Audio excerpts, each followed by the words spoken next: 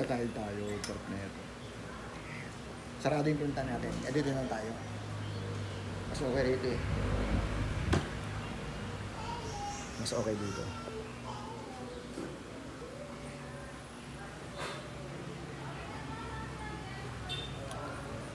Matagal na to, ma'am, no?